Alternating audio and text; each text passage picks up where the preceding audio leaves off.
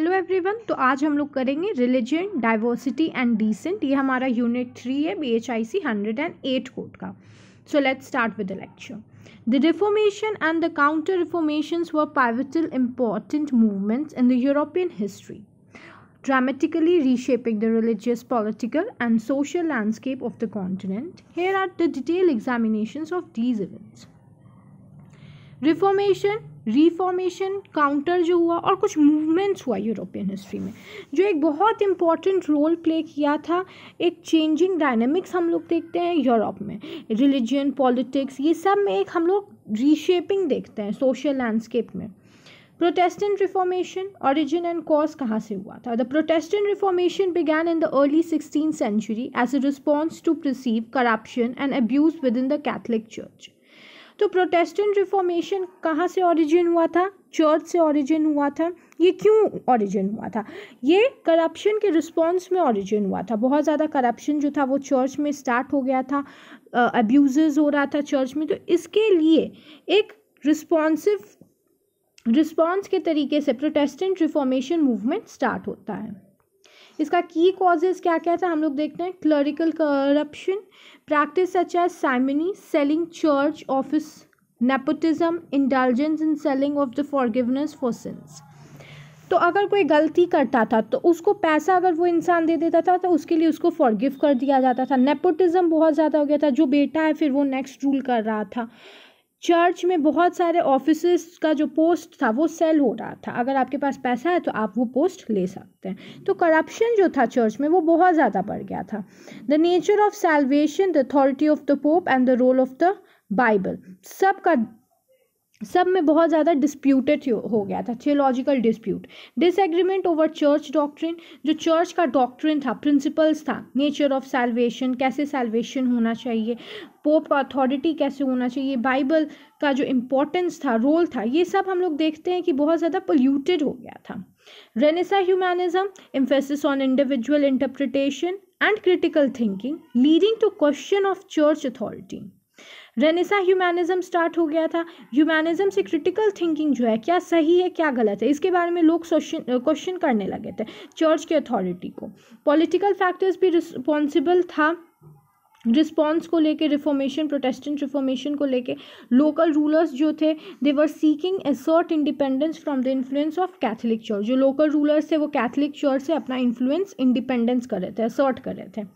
की figures and events हम लोग देखते हैं। मार्टिन ल्यूथर जो है वो सबसे पहले जो कैथलिक चर्च में जो गलत हो रहा था उसके बारे में वो बोलते हैं। Martin Luther nailed 95 theses of the church doors in Wittenberg, criticising church practice and calling for reform. His idea spread rapidly, aided by the printing press. हम लोग देखते हैं कि मार्टिन ल्यूथर 1517 में 95 थेसिस देते हैं चर्च के बारे में और बोलते हैं कि क्या क्या ऐसा चर्च का प्रैक्टिस है जिसमें रिफॉर्म लाना बहुत आवश्यक है, बहुत ज़्यादा करप्शन बढ़ गया है।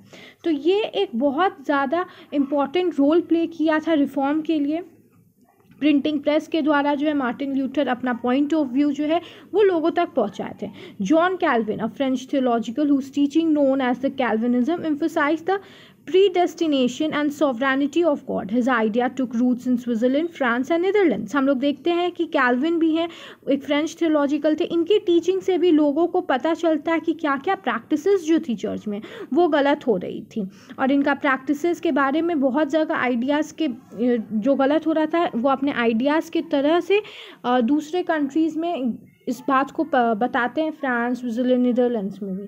Henry will, his desire for an annulment for the Catherine of Aragon led to English Reformation, where he established the Church of England, breaking away the Pope authority. हम लोग देखते हैं कि हेनरी विल जो है कैथरीन में English reformation लाते हैं और चर्च का अथॉरिटी जो था English, when he establish the church of England, वो जो पोप का अथॉरिटी जो था उसको वो ब्रेक कर देते हैं, क्योंकि पोप जो था वो रूल कर रहा था सब कुछ को, बट अब पोप को सारे राइट्स नहीं मिले थे। इम्पैक्ट क्या हुआ था प्रोटेस्टेंट रिफॉर्मेशन का? रिलीजियस फ्रैगमेंटेशन हम लोग देखने को मिलता है। Reformation led to establishment of various Protestant demonstration such as Lutherans, Calvinist and Anglicans. क्योंकि रिफॉर्मेशन के लिए बहुत ज़्यादा प्रोटेस्ट हुआ था तो हम रिलीजियस फ्रैगमेंटेशन देखते हैं। कैथलिक्स में, क्रिश्चियनिटी में बहुत ज़्यादा डिवीजन हो जाता है कैल्विनिज्म, एंग्लिज्म, ल्यूथेरियंस में। पॉलिटिकल चेंज भी हम लोग देखते हैं, many rulers adopted Protestantism to gain greater control over religion and political matters in their territories. बहुत रूलर्स जो है वो अडॉप्ट कर लेते हैं प्रोटेस्टेंटिज्म ताकि वो ग्रेटर कंट्रोल कर पाए रिलीजियस मैटर में, पॉलिटिकल मैटर में। सोशल स्ट्रक्चर में भी हम लोग शिफ्ट देखते हैं, increase emphasis on literacy and education as reading the Bible became important for Protestant believers. The Reformation also encouraged individualism and personal faith। तो हम लोग सोशल एंड कल्चरल शिफ्ट भी देखते हैं। प्रोटेस्टेंट्स को बोला जाता है एक बिलीवर्स की तरह कि आप लोगों को बाइबल पढ़ना बहुत ज़रूरी है, और वो लोग इनकरेज करते हैं कि इंडिविजुअल और पर्सनल फेथ जो है वो बहुत इंपॉर्टेंट रोल प्ले कर सकता है रिफॉर्मेशन के लिए। काउंटर रिफॉर्मेशन भी हम लोग देखते हैं कि जो प्रोटेस्टेंट कैथलिक के बीच में चला था, उसके बाद काउंटर रिफॉर्मेशन स्टार्ट होता है। काउंटर रिफॉर्मेशन में क्या होता है? The Catholic Church response to spread of Protestantism, it aim to reform the church from within and combat the growth of Protestant faiths. तो काउंटर रिफॉर्मेशन में हम लोग देखते हैं कि कैथलिक चर्च के रिस्पॉन्स में स्प्रेड ऑफ प्रोटेस्टेंटिज्म होता है और एक चर्च का अलग चर्च बनाने की मांग होती है। की फिगर्स क्या क्या था इस इवेंट्स में? Council of Trents. This ecumenical council addressed doctrinal and administrative issues, reaffirming core Catholic doctrines and enacting reforms to address issues। तो काउंसिल ऑफ ट्रेंट्स बना था, ये मेनली इसलिए बना था कि जितने भी कैथलिक या रिलीजियस से रिलेटेड या एडमिनिस्ट्रेटिव इश्यूज है उसको एड्रेस किया जा सके। ज्यूसिस्ट देखते हैं, founded by the Ignatius of loyal in 1540। The society of Jesus became a leading force in the counter reformation. तो जो सोसाइटी ऑफ जीसस था वो बहुत इंपॉर्टेंट रोल प्ले करता है काउंटर रिफॉर्मेशन में। ये फोकस करता है एजुकेशन में, मिशनरी वर्क में, और डिफेंड करता है कैथलिज्म को। Inquisition of index forbidden books, institutions like Roman Inquisitions and index of forbidden books were used to root the heresy and control and spread of Protestant literature। Impact of counter reformation, क्या impact था? Revitalisation of the Catholic Church. Catholic Church को revitalisation किया गया था, revitalise किया गया था। The reform brought renewed vigour and discipline to the church, improving the clerical standards and addressing the corruption. जितने भी करप्शंस थे चर्च में उसको फिर से एड्रेस किया गया और कैसे सुधारा जा सकता है उसके ऊपर काम किया गया।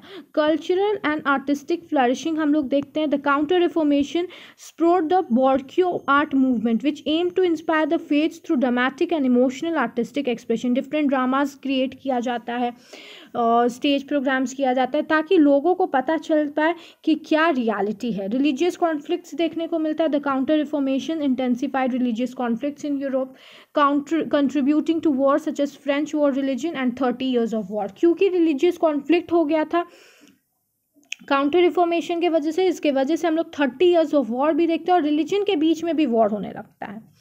Dissenters and non conformist of the European continents। Radical reformations।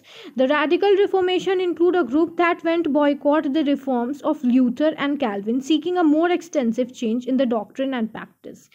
तो radical reformation क्या डिमांड कर रहे थे कि केवल ल्यूथर और कैल्विन के प्रिंसिपल से नहीं, उसके बियॉन्ड भी हम लोगों को जाके चेंजेस लाना पड़ेगा। अनाब्टिस्ट क्या कहते थे? बैप्टिस्ट तो advocated for adult baptism and radical departure for instant baptism practiced by Catholic and other Protestant। They also believed in separation of church and state, pacifism and communal living। ये लोग बोलते थे कि adults को baptism advocate करना चाहिए और इन लोगों का बिलीव था कि चर्च को स्टेट के मैटर में इंटरफेयर नहीं करना चाहिए। स्टेट का रोल अलग है, चर्च का अलग है, तो एक दूसरे से इंटरफेयर नहीं करना चाहिए। हर्टरीट्स एंड मेनेटॉइट्स का क्या कहना था? Branch of Anabaptist movement that emphasised community living and non violence. ये जो था ये बोलता था कि एक नॉन वायलेंट वे से एक कम्युनिटी कैसे पीसफुल रह सकती है, रूल कर सकती है, इस पर हमें फोकस करने की ज़रूरत है।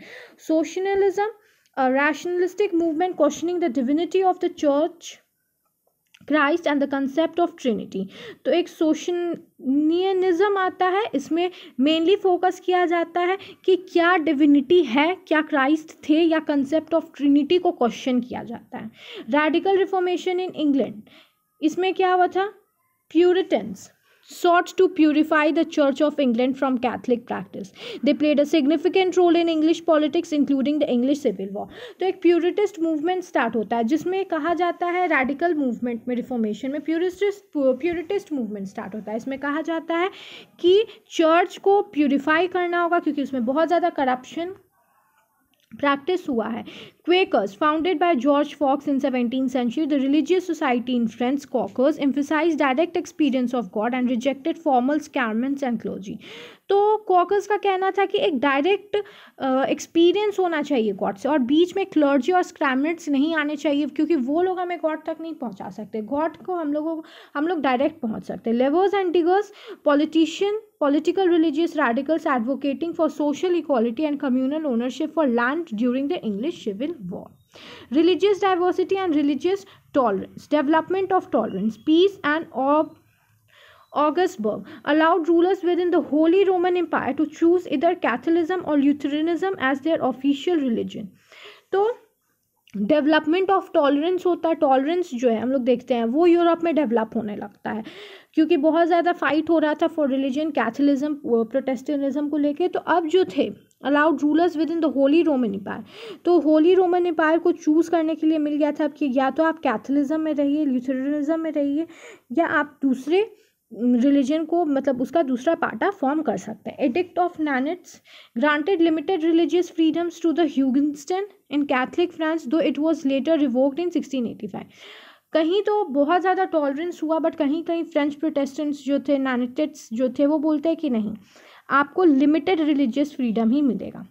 Toleration Act 1689 granted freedom of worship to non conformist in England though not be Catholic और यूनिटेरियंस.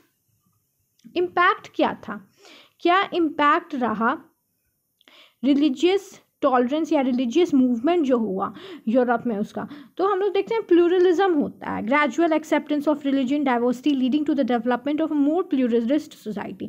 ये सब रिलीजन प्रोटेस्ट के चलते एक प्लूरलिस्ट सोसाइटी ज़्यादा से ज़्यादा स्टैब्लिश हो पाती है. सेक्युलराइजेशन हम लोगों को देखने को मिलता है. ह्यूमन राइट्स, सेक्युलराइजेशन क्या होता है? Increase separation of church and state affairs particularly in regions with diverse religious population.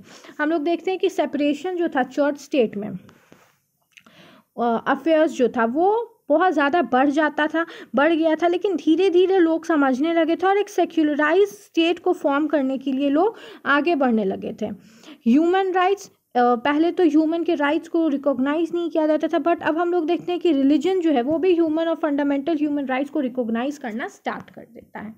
Conclusion: Reformation and the Counter-Reformations were transformative periods in European history, leading to profound religious, political, and social changes. The movement sparked the debate on religious authority, governance, and individual right, laying the groundwork of the modern nation of religious freedom and tolerance. The legacy of these events continues and influences the contemporary religious and cultural landscape. तो हम लोग देखते हैं reformation और counter reformation के बाद एक बहुत बड़ा रिलीजियस चेंज आता है यूरोपियन हिस्ट्री में, जो प्रोटेस्टेंट कैथोलिक के बीच में आता है. मार्टिन ल्यूथर की 95 थेसिस देते हैं और प्रेस के माध्यम से वो अपने थीसिस को बहुत जगह तक पहुंचाते हैं. उसके बाद देखते हैं कि पहले तो रिलीजन जो था वो बहुत रिजिड था, करप्शन प्रैक्टिस हो रहा था, नेपोटिज्म हो रहा था, बट अब धीरे धीरे रिलीजन जो था वो फ्लेक्सिबल हो गया था, लोग बहुत सेक्युलर इन नेचर हो गए थे. तो हम लोग देखते हैं कि रिफॉर्मेशन और काउंटर रिफॉर्मेशन एक पॉजिटिव इम्पैक्ट लाता है यूरोपियन हिस्ट्री में. तो हम लोग ये यूनिट को कवर कर चुके हैं और नेक्स्ट वीडियो में, नेक्स्ट लेक्चर में हम लोग नेक्स्ट यूनिट कवर करेंगे. तो हम लोग यूनिट 3 कवर कर लिए, यूनिट 4 जो है हम लोग नेक्स्ट लेक्चर में कवर करेंगे. Please like, share and subscribe my channel. Thank you everyone.